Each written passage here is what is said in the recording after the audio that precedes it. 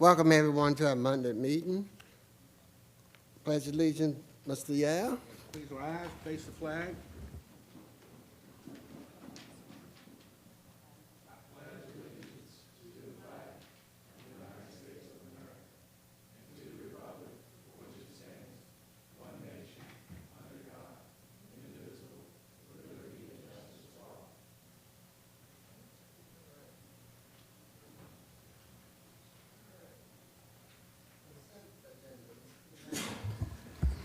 Yes, sir. On the consent agenda this evening is a resolution approving the town's participation in the proposed settlement of opioid-related claims against Teva, Allergan, Walmart, Walgreens, CVS, and their related corporate entities, approval of solar net metering policy, Culpeper County Volunteer Fire Department fire service allocation, treasurer's reports, and minutes of previous meetings.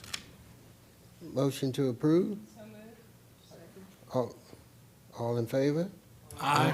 Opposed? All right. All right. All right. 7:01, public forum. The public forum is an opportunity for town citizens, visitors, or group to comment or bring to our attention any town government-related issues. Please state your name and place of residence for the record. Limit your comments to 3 minutes. For groups present, you are requested to have a spokesman. Is there anyone who would like to speak this evening? You can come on up, ma'am.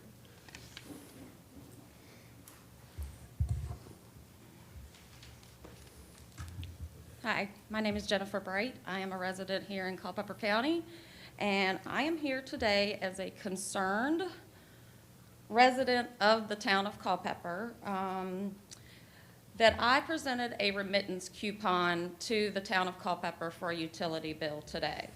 And I was denied in sending in this remittance coupon. And you see, at any time we sign a contract within the government, a bond is issued at the time of contract. Here is my best short version of this process. The definition of a coupon, which states in the Black's Law Dictionary, is an interest in dividend certificates.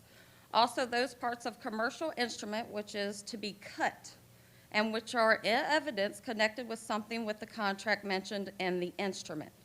They are generally attached to certificates of loan where the interest is payable at particular periods, and when the interest is paid, they are cut off and delivered. You can hand deliver these to the payer, which I did today.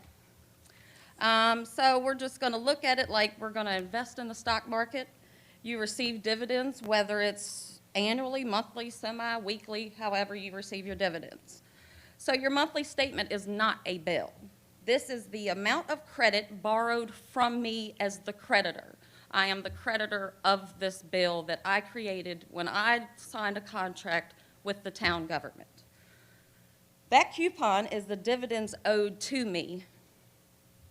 In the American Jurisprudence, Volume 11, under promissory notes and other types of notes, interest coupons attached in a note or bond to evidence of interest bear and attached to and representing installments of interest occurring upon bonds are legal effect promissory notes and possess the attributes of the negotiable paper. Such coupons may be detached and negotiated separately by simply delivering, like I said originally. Since this is a promissory note, it is also deemed as cash equivalent, consistent with common usage, cash included, not only currency on hand. So you don't have to pay with any type of currency. You can use this remittance coupon at the bottom of our bill as a way to make that payment. You receive the interest of the dividends from the bond that was created when my contract was put into place with the town of Culpeper to provide energy to my home. I just recently filed an affidavit of rebuttal for my citizenship. I am now an American state national. I am no longer a U.S. citizen.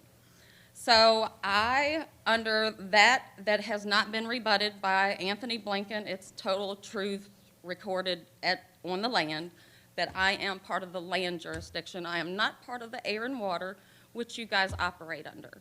So I am just concerned as to why us as citizens or residents of this county, why we're having to pay our electric bill twice. Yep. Thank you.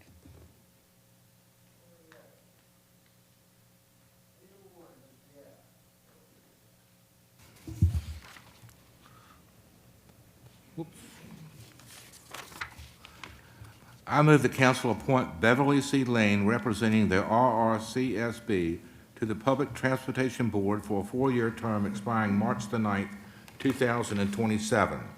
Second. Any discussion? All in favor? Aye. Opposed? All right. 902A, quarterly report from council representatives. Any questions or comments? All right, thank you. All right. 903A1, RR, reference ordinance number 02023-002, amending Chapter 11, Motor Vehicle and Traffic, Section 11-49, penalties, first reading, halved.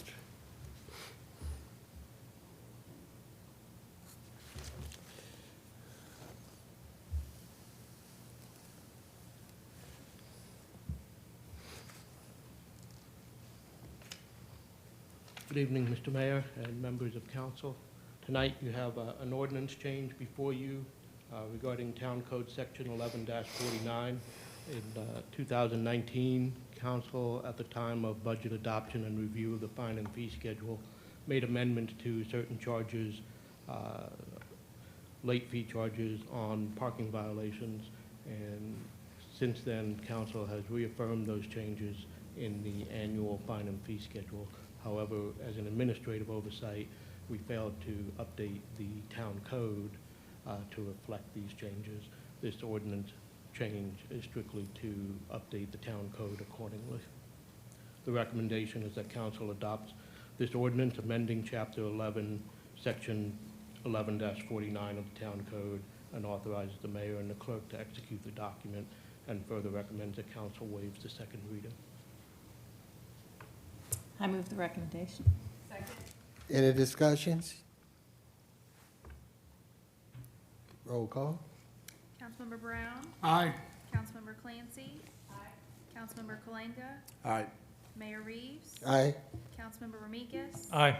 Councilmember Schmidt? Aye. Councilmember Short? Aye. Councilmember Taylor? Aye. Vice Mayor Yao? Aye. Motion carries.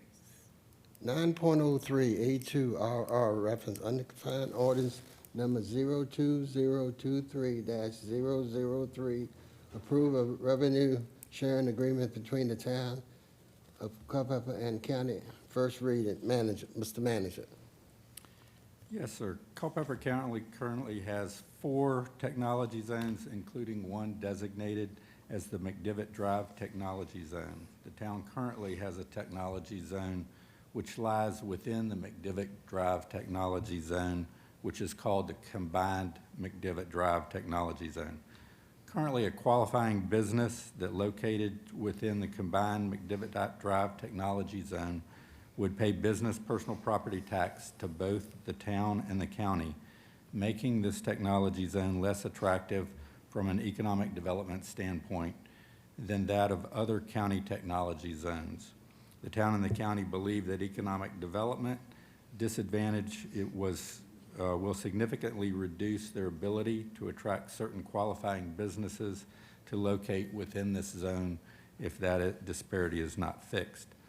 To correct this disparity, the town and the county desire to execute a revenue sharing agreement between the two bodies for the combined McDivitt Drive Technology Zone. This agreement will require the town to provide incentives equal to 100% of the business personal property tax paid by a qualifying business within the town combined McDivitt Drive Technology Zone back to the business in exchange for the county revenue sharing a portion of the county business personal property tax received from the qualifying business to the town. This will result in the net business personal property tax paid by a qualifying business located within the combined McDivitt Drive Technology Zone to be the same as if the business was located in the county's McDivitt Drive Technology Zone or other technology zones within the county. Legal counsel has reviewed and approved the revenue sharing agreement as to form. The revenue sharing agreement was considered by the Board of Supervisors on April 4th of this year and was approved with a modified revenue share of 15% versus the proposed 22.3%. Staff believes it is in the best interest of the town for council to approve the revenue sharing agreement with a modified revenue share of 15%. The town's general fund budget is currently approximately 14.5% of the county budget, making a 15% modified revenue share appear reasonable. Although the revenue sharing agreement will put the combined McDivitt Drive Technology Zone on a level playing field with other technology zones within Culpeper County, staff remains concerned that the current county business personal property tax rate of $3.50 per hundred is excessive, and if not reconsidered, will result in our community not realizing the full potential of benefit of taxes received by potential data center development in Virginia. Although this rate appears reasonable, just 6 months ago, competing communities have lowered their business personal property tax rate, reducing the competitiveness of Culpeper.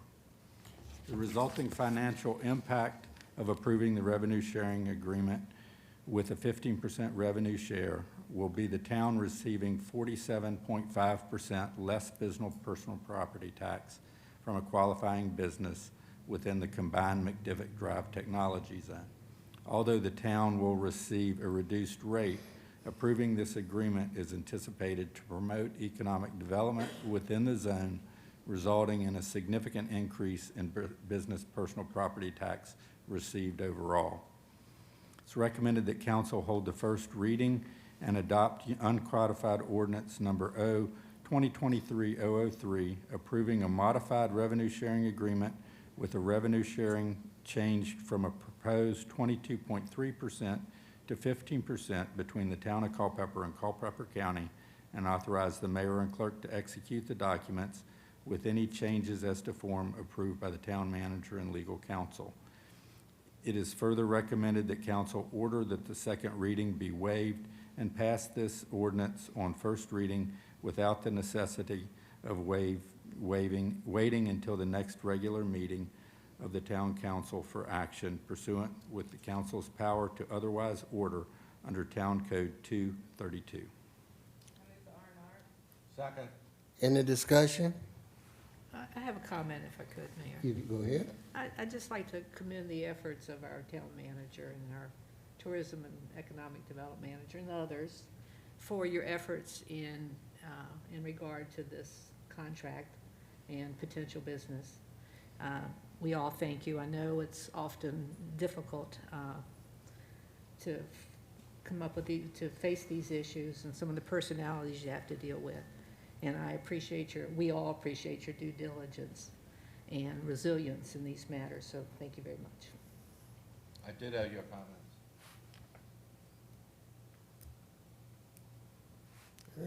Anybody else? All right, roll call. Councilmember Brown? Aye. Councilmember Clancy? Aye. Councilmember Kalanga? Aye. Mayor Reeves? Aye. Councilmember Ramikis? No. Councilmember Schmidt? Aye. Councilmember Short? Aye. Councilmember Taylor? Aye. Vice Mayor Yao? Aye. Motion carries. All right. 9.04, RR reference, resolution adoption, the FY 2024-28 Capital Improvement Plan, CIP. Andrew. Thank you, Mr. Mayor, members of council. Before you this evening, the Planning Commission, as pursuant to state code, did prepare the town's capital improvement program for the next 5 years. This is a list of capital projects that are anticipated to or contemplated to be constructed by the town, anticipated costs, as well as recommended funding sources for them. So I'll quickly run through the projects. I think they've all been seen before, but we'll quickly run through them for the benefit of council and the citizens, and happy to take any questions that you may have. So the overall projects, here's a listing of the projects that are proposed over the next 5 years. We've got the East Spencer Street Lot and Pedestrian Bridge, the community pool.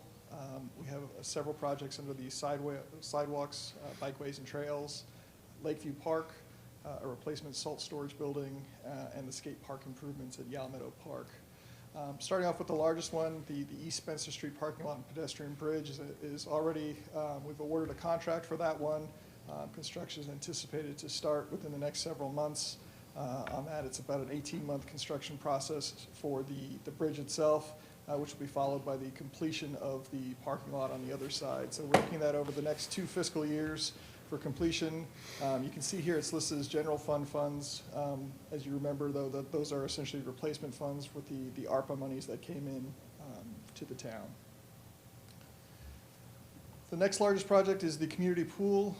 Again, this is being constructed by Culpeper County, anticipated over the next 3 fiscal years. As part of the agreement signed with them, they have different thresholds that they have to meet for us to compensate them for their expenditures on this project. But ultimately, if they meet all those thresholds, it would be a $5 million contribution from the town for the construction of the pool, anticipated to be opened in, I believe, July 1st of 2026, if I remember correctly. That's what they're saying. Okay. Sidewalks, bikeways, and trails, we have, there's 3 projects included in this. In the first year, the FY, the 2024 is the road diet project, the 522 project, where we've got the sidewalks, the roundabout, and the bicycle accommodations being proposed there and being under construction currently. That's anticipated to wrap up later this calendar year. We have 2 other sidewalk projects that are included here. One is a further extension of that project on Sperryville Pike, extending all the way out to Yale Elementary School. And the other one is an extension on North Blue Ridge, coming down from the existing sidewalk there, tying into the park entrance. In future years, we are anticipating looking for grant funding to help complete that span along Blue Ridge to tie it all the way into the 522 project. Another big one that we anticipate coming up in the future that would have a significant impact is Lakeview Park. Again, this is the vicinity behind the spillway.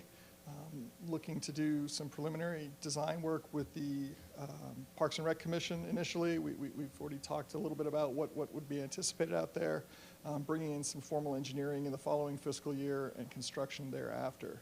At this time, we are exploring partnerships and grant funding to look to fund this project. So at the moment, the only anticipated expenditures that we've designated are those initial design concepts. The Salt and Abrasive Storage Building is one that we have in our furthest out year. This is one we've had on the CIP for a number of years, and it's an as-needed basis. Essentially, the county has allowed us to jointly use their facility, and as long as that agreement's in place, we'll continue to do that and continue to push this out. But at some point, if it no longer is suitable to both parties, we wanted to have this as a placeholder in there.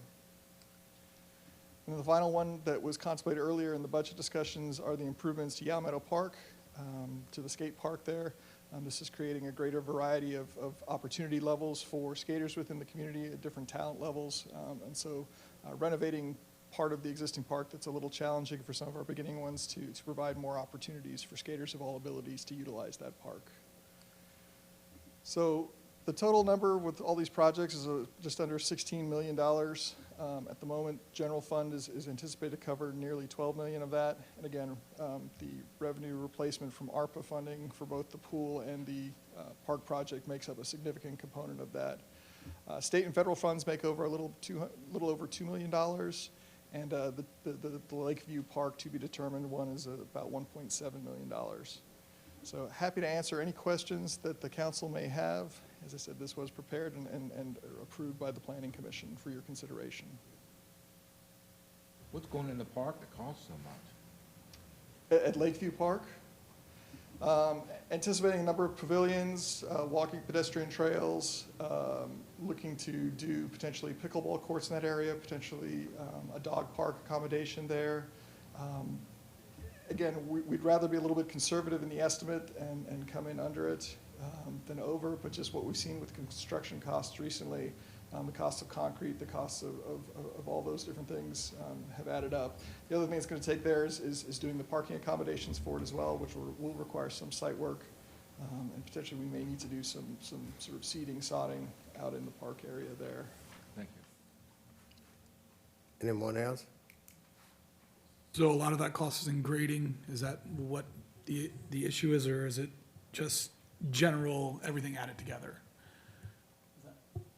Like, is the ground ready to basically act as a park, but we need to put the touches on it, or is it a serious, like, are we grading it out a lot, or kind of changing the general topography of the area? Again, we have not done any engineering work for it yet, so we'll need to evaluate that, but that's why we wanted to create a little bit of a cushion in there as far as what will the ultimate cost will be.